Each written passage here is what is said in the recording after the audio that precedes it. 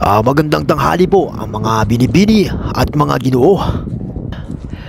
Ako po ay sadyang naparito upang muli pong ilathala ang aking pamumuhay dito sa lugar kung saan ang milya-milya ho ang layo mula po sa ating lupang sinilangan.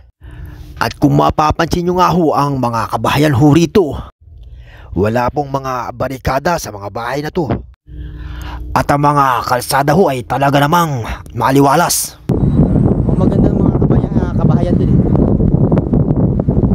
Tuminto na sila, tawid na. Pag tuminto sila, ibig sabihin yan, pinapatawid na kami. Tawid na. Ayaw pa muna na. Kasi pag ano na yan, Parang kung kumagat sa atin. oo nga, pag pwede na tumawid ka ako yan. Ayan, pwede na.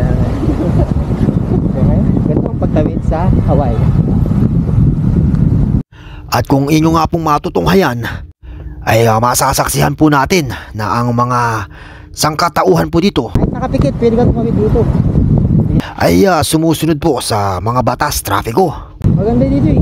Tayo sa pool. Ang lawak ng daan dito eh. At siya nga pong dahilan kung ba't kaya bigla po akong nangarap. Sana meron kami pasahero na ano, walang pamilya, tapos pamana sa akin kahit ganito lang. Ngunit alam naman po natin na ligo lang, kulang. Kaya tawid tayo. Tawid.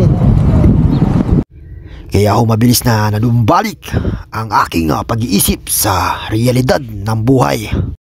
At naggayak patungo sa landasin na kung saan man, kailanman, sino man, Batman, Superman, Suman.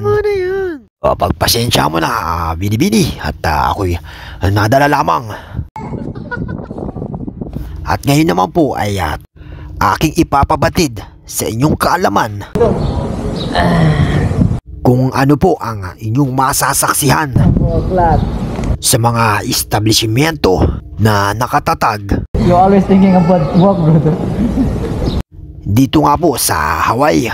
Ngunit bago nga po ang lahat ay ako'y panandalian lamang na magpapahinga at hihiga sandali pagkat ang mga binti ko ay malayo ang tinahak. Surap pumunta doon, tingnan mo. No?